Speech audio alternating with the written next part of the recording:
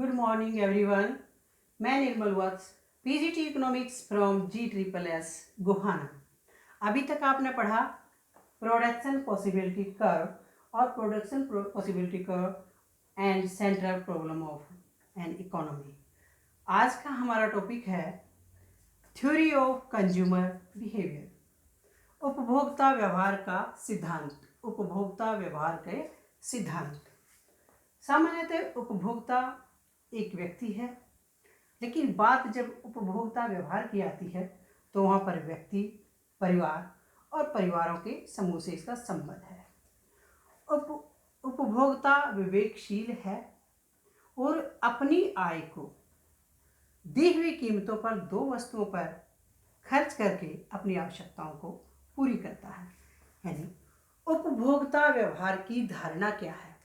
उपभोक्ता व्यवहार से अभिप्राय उस विधि से है जिसके द्वारा उपभोक्ता ये चुनाव करते हैं कि अपनी आय को किस प्रकार खर्च करेंगे। उसके बाद है कि उपभोक्ता संतुलन।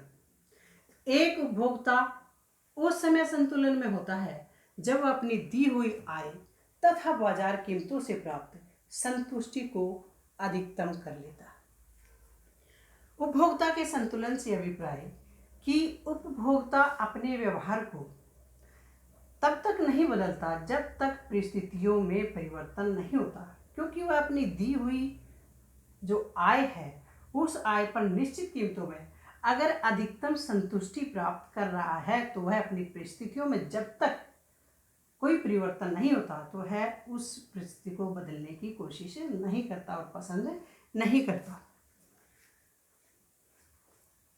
ये OX एक्सिस है, इस पर हमने बजट रेखा बनाई है, बजट लाइन। OX एक्सिस पर गुड 1 ली गई है और OY एक्सिस पर गुड 2, यानी दो वस्तुएं हैं। इसे आप यूं कह सकते हैं, ये एप्पल और ये ऑरेंज। इस पर हमने वस्तु की 30 इकाइयां दिखाई गई हैं और यहाँ पर हमने 60। उपभोक्ता के लिए उपभोग संभावनाएं। निश्चित आय, ये मानकर चलते हैं कि उपभोक्ता की निश्चित आय है। मान लिया उसकी आय जो है 60 रुपीज है, उपभोक्ता की आय मान लिया 60 रुपीज है। अगर वो वस्तु एक यानी गुड 1 की इकाइयां खरीदता है और उस पर अपनी समस्त आय खर्च कर देता है तो उसे केवल 30 इकाइयां ही प्राप्त होंगी इस वस्तु की। अगर दूसरी तरफ वह अपनी समस्त आय वस्तु 2 पर खर्च कर देता है तो उसे उस वस्तु की 60 इकाइयां प्राप्त होती हैं। आप ऐसे देख सकते हैं इसको, ये ओरिजिन वो है, वस्तु 2 नंबर है, ये गुड 2। अगर उपभोक्ता अपनी सारी इनकम वस्तु 2 की इकाइयां खरीदने में लगाता है तो उसे 60 इकाइयां प्राप्त होती हैं वस्तु 2 की, और इसकी वस्तु 1 की केवल 0 इकाई प्राप्त होती है। अगर वह सारी इनकम वस्तु 1 पर लगाता है तो उसे वस्तु 1 की 30 इकाइयां प्राप्त होती हैं और वस्तु 2 की 0। अगर वह 10 इकाइयां किसकी, वस्तु 1 की खरीदता है तो यहाँ पर उसे 20 इकाइयां इसकी कम करनी पड़ेगी, यानी 40 इकाइयां आप दूसरी वस्तु की ले सकते हैं। ये ऐसे आ जाएगा, ये वाला संयोग बनेगा उसका, ये संयोग उसको मिलेगा।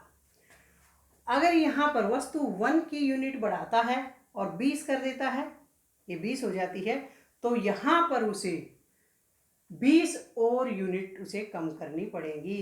ये देखिए इसका संयोग यहाँ बनेगा ऐसे, एक संयोग ये था, एक B था, एक ये D है।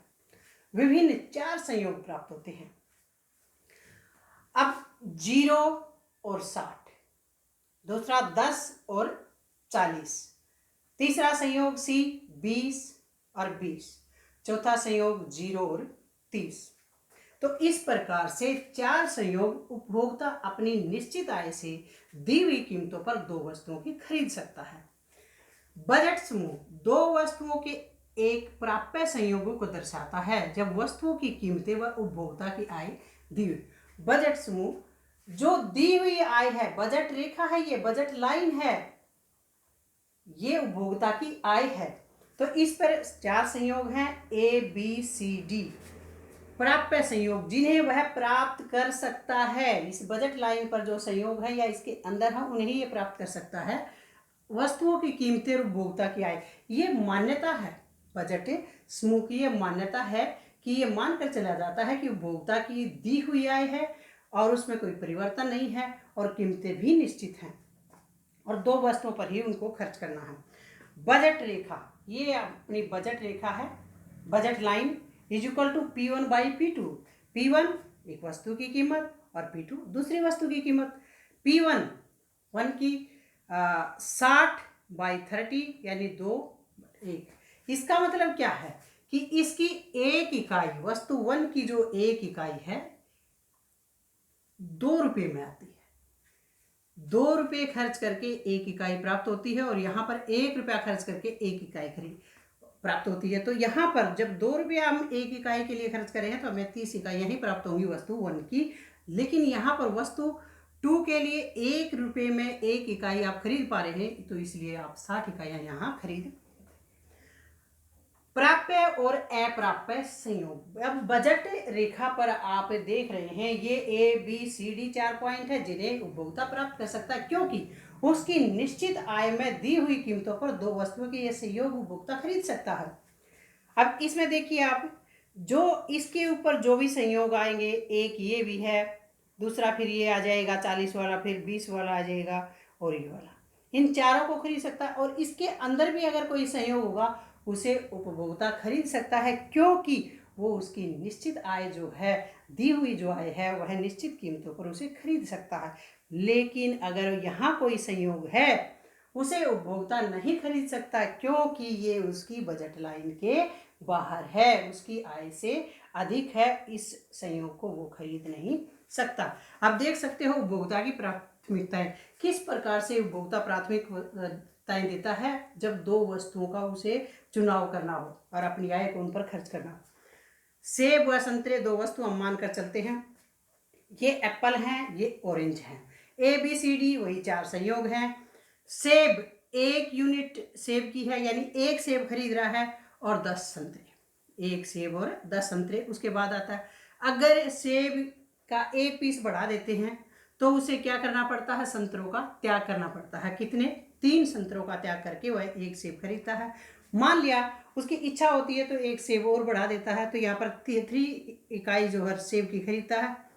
यहाँ पर उसे ऑरेंज का 2 का जो है ना लॉस करना पड़ता है, त्याग करना पड़ता है। उसके बाद वह 1 इकाई और सेब की बढ़ाता है, तो यहाँ पर 5 से 4 इकाइयों के बदले 4 ही खरीदा, तो यानी 1 का त्याग उसे करना पड़े। तो ये उपभोक्ता की प्राथमिकता है कि किस प्रकार से उपभोक्ता शुरू में एक वस्तु को खरीदने के लिए दूसरी वस्तु का ज़्यादा से ज़्यादा इकाइयों का त्याग कर सकता है क्योंकि संतुष्टि का स्तर ऐसा है कि वो कम होता जाता है। जैसे ये हरासमेंट सीमांत प्रतिस्थापन की दर का नियम है, मार्जिनल रेट ऑफ सब्स्टिट्यूशन, प्रतिस्थापन की सीमांत प्रतिस्थापन की दर है, ये घटती की तरफ चलती है। यानी संयोग ए में क्या किया, 10 इकाइयाँ थी संतरे की यानी 10 पीस थे संतरे के, 1 सेब था, तो 1 सेब का पीस और खरीदने के लिए उसे 3 संतरों की इकाइयों का जो है ना लॉस करना पड़ा, त्याग करना पड़ा।